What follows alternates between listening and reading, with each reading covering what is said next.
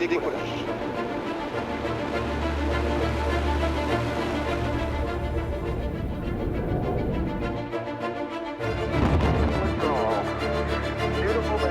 Really amazing.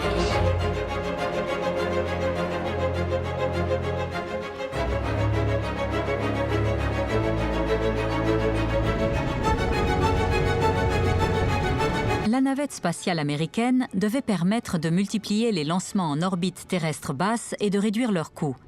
Mais cette promesse de transport spatial facile et bon marché a eu des retombées inattendues.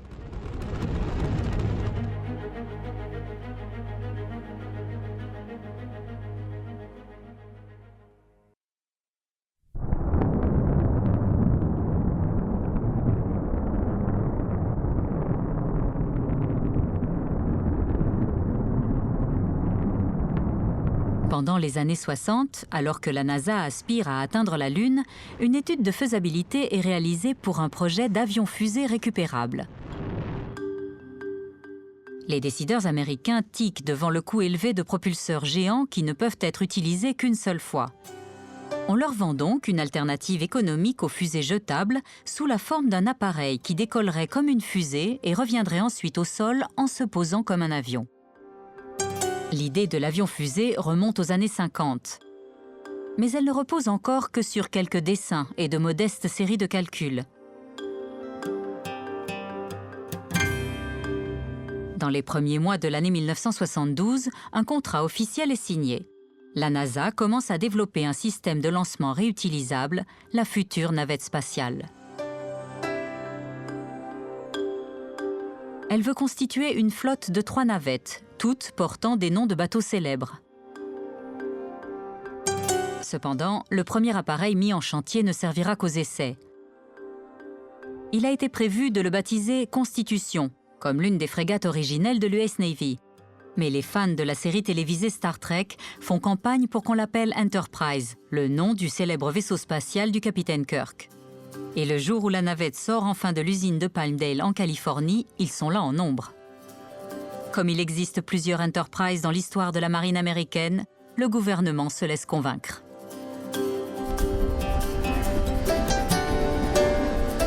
Comparée aux capsules spatiales dans lesquelles les astronautes regagnent la Terre, la nouvelle fusée est énorme. Les essais représentent un immense défi.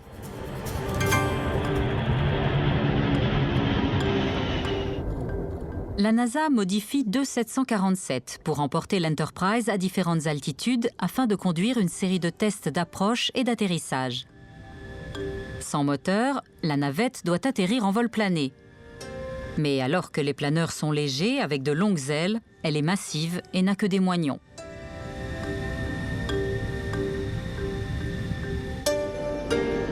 Elle touchera la piste à très grande vitesse.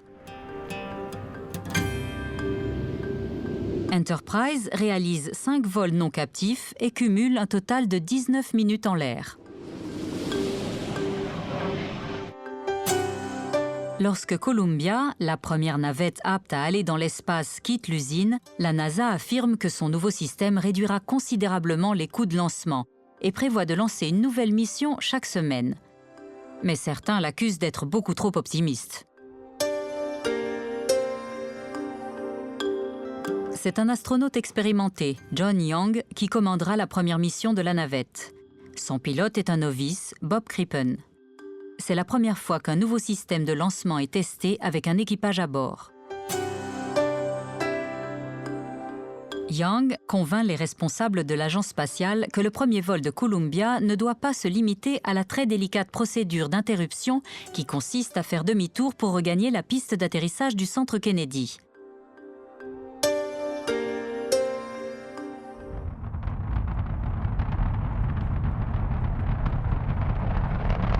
Columbia décolle pour son voyage inaugural en avril 1981. Cela fait presque 6 ans qu'il n'y a pas eu d'Américains dans l'espace. Columbia, Houston, you guys did so good, we're going to let you stay up there for a couple of days. Your go for on orbit.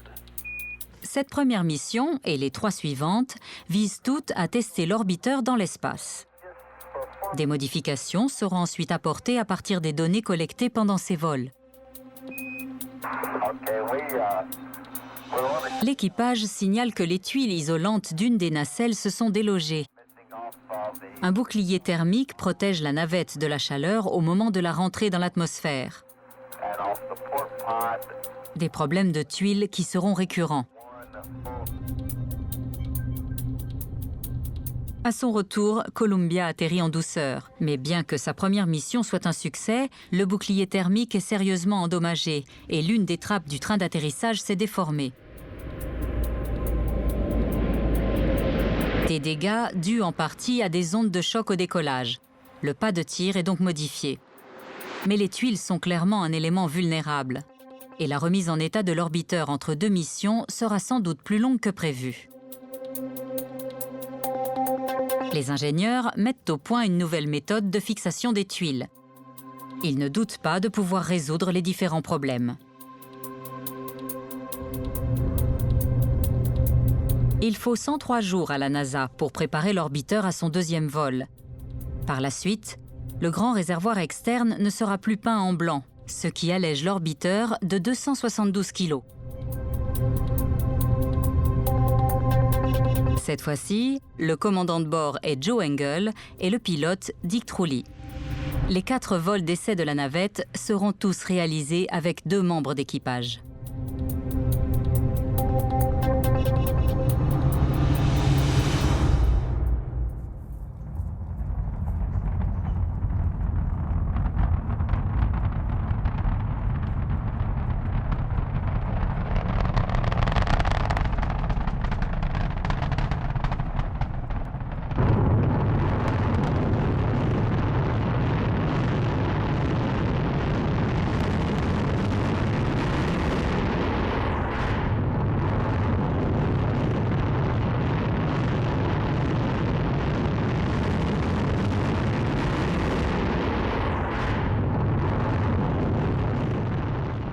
Le nouveau système de transport spatial repose en particulier sur ces 2 propulseurs d'appoint. Le programme de la navette spatiale marque la première utilisation de fusées à propergol solide sur vol habité. Contrairement aux moteurs principaux à ergol liquide, ces propulseurs d'appoint peuvent être stockés quand ils sont pleins. Mais une fois mis à feu, on ne peut plus les arrêter. Ils brûlent jusqu'à combustion totale du propergol avant d'être largués. Et tout comme la navette, ils sont conçus pour être réutilisables. Au large de la Floride, des bateaux de la NASA suivent leur descente jusqu'à l'océan. Éjectés à 60 km de haut, les boosters sont freinés par des parachutes à 4 km de la surface.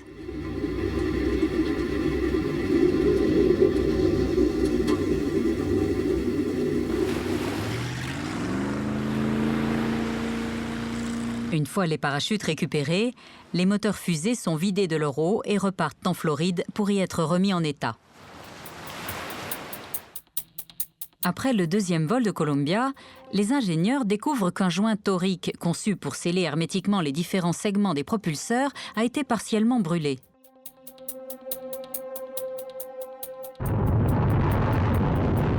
Mais après avoir fait des tests approfondis pour vérifier qu'un joint torique endommagé ne peut pas provoquer de panne, l'agence spatiale estime que la marge de sécurité de cette pièce est respectée. Les 2 derniers lancements du programme d'essai voient la navette spatiale américaine adopter son allure définitive, avec un grand réservoir externe d'aspect brut. Malgré les nombreuses améliorations apportées au système par la suite, son apparence ne changera plus.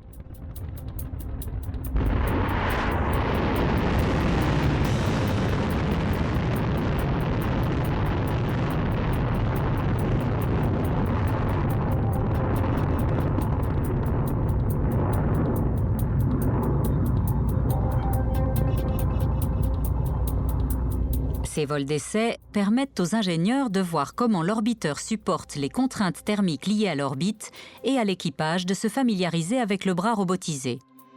Mais l'un d'entre eux comporte également un volet secret défense dont la NASA, à vocation civile, s'accommode difficilement. Les plans de l'orbiteur ont été modifiés de façon à pouvoir accueillir une charge utile militaire. Après le succès de la 4e mission de Columbia, qui s'achève le 4 juillet 1982, la navette spatiale est déclarée opérationnelle. Elle va enfin pouvoir rapporter de l'argent. La NASA a de grands projets pour son nouveau système de lancement. Mais des voix s'élèvent pour dire que tout s'est fait de manière trop rapide et que les nouveaux engins doivent accumuler plusieurs milliers de vols réussis avant d'entamer une carrière opérationnelle. Dans les 3 années qui suivent, Challenger, Discovery et Atlantis entrent en service. Le principal objectif de la nouvelle flotte spatiale est la mise en orbite des satellites commerciaux. Cependant, on est encore loin des cadences de lancement promises pendant la phase de conception.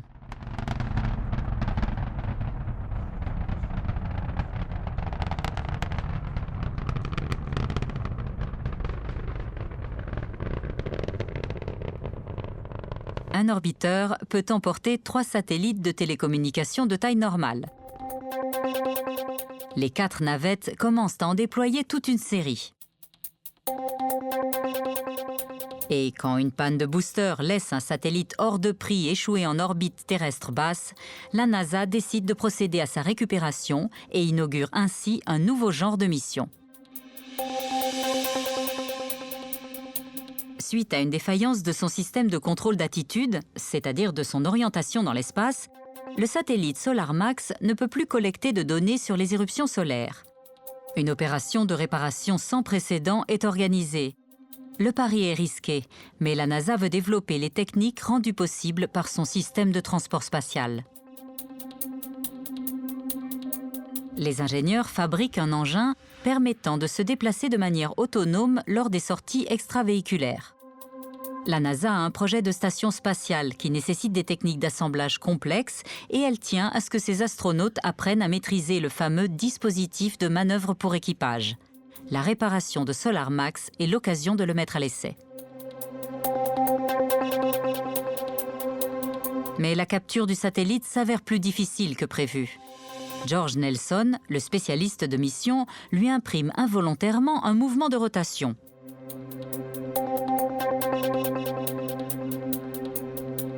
Heureusement, le centre de contrôle parvient à le stabiliser. Et le lendemain, SolarMax est enfin capturé et déposé dans la soute à l'aide du bras robotisé. Plusieurs instruments sont en panne. Et il faudra 2 sorties extravéhiculaires et l'intervention de 2 spécialistes de mission pour mener à bien cette réparation délicate. Les astronautes découvrent qu'en se juchant à l'extrémité du bras robotisé, ils peuvent se déplacer avec beaucoup de précision. Et même si le dispositif de manœuvre semble répondre correctement au contrôle manuel, son utilisation nécessite un peu plus d'entraînement.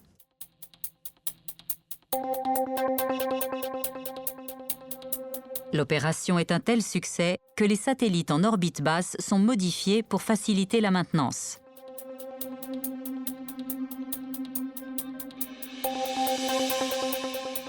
Bien que la remise en état des orbiteurs entre 2 vols reste très longue, la NASA prévoit d'accélérer la cadence des lancements. L'avenir s'annonce radieux pour les navettes spatiales américaines.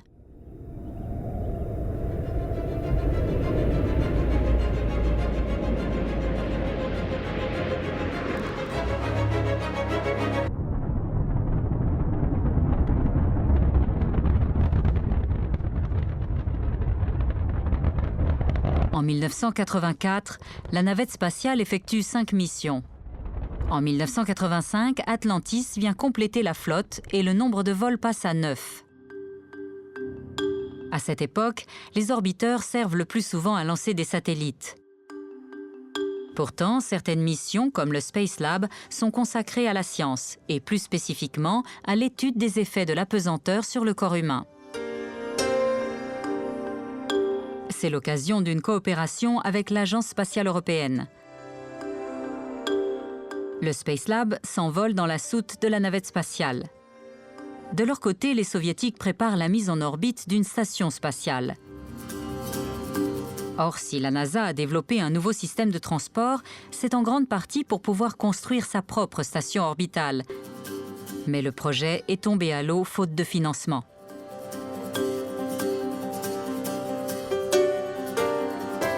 En En janvier 1986, 7 astronautes s'apprêtent à embarquer à bord de Challenger. Au moment du départ, une vague de froid sans précédent s'abat sur Cap Canaveral, en Floride. Bien que les installations du pas de tir aient gelé pendant la nuit, la NASA refuse de retarder le lancement. Les voix qui s'élèvent pour appeler à la prudence sont vite étouffées. L'équipage doit mettre en orbite un satellite de suivi et de relais de données. L'une des spécialistes de mission est une institutrice, Christa McAuliffe. We have main engine start, 4, 3, 2, 1, and liftoff. Liftoff of the 25th Space Shuttle mission, and it has cleared the tower.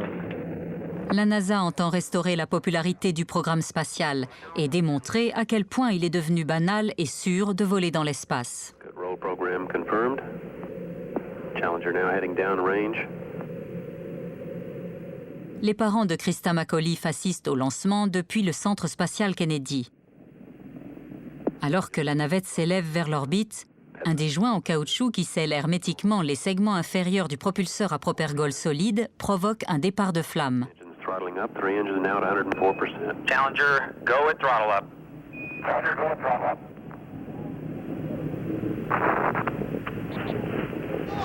1 minute 15. 73 secondes après la mise à feu, l'inévitable se produit. Distance 7 nautical miles.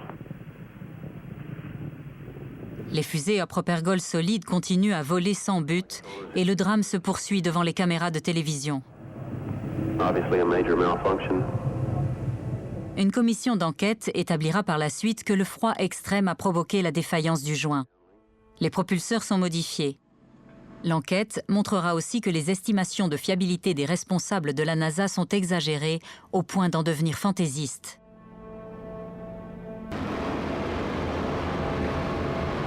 Les vols sont suspendus le temps que le système de transport spatial soit examiné dans le moindre détail. De nouvelles procédures de sécurité sont mises en place. 33 mois se sont écoulés lorsque Discovery est acheminé jusqu'au pas de tir, en septembre 1988. Entre-temps, l'agence a modifié l'éventail de tâches de la navette spatiale, renforcé les mesures de sécurité et amélioré les combinaisons de vol des astronautes. Mais surtout, c'est la fin des lancements commerciaux. Lors de la mission Return to Space, la NASA charge Discovery de mettre en orbite un de ses propres satellites de suivi et de relais de données, à la place de celui détruit dans l'explosion de Challenger. Une navette de remplacement entre en production, Endeavour. Mais même une fois la flotte reconstituée, la cadence des missions ne reviendra jamais à son niveau initial.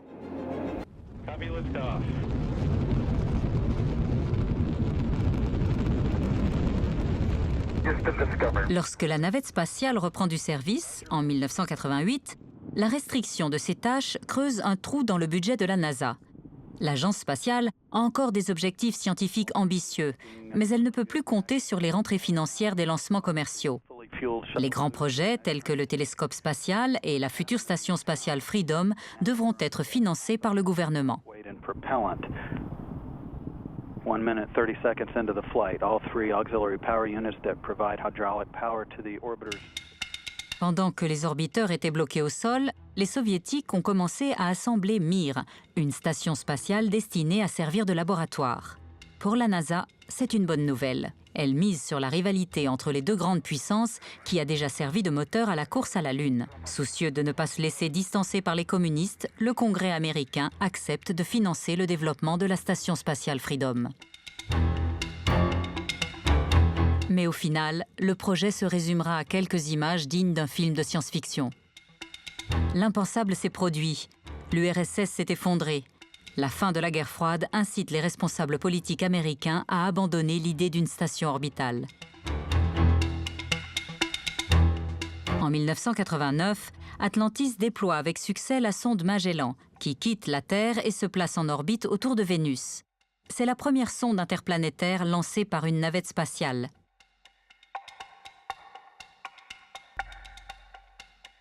Cette planète, cachée derrière une épaisse couche de nuages, est longtemps restée un mystère.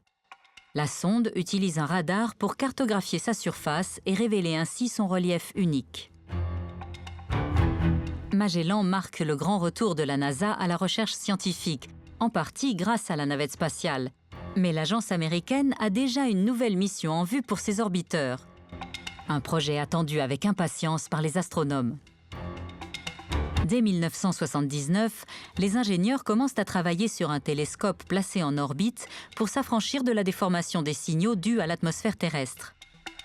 Mais les retards de fabrication obligent la NASA à repousser la date de lancement.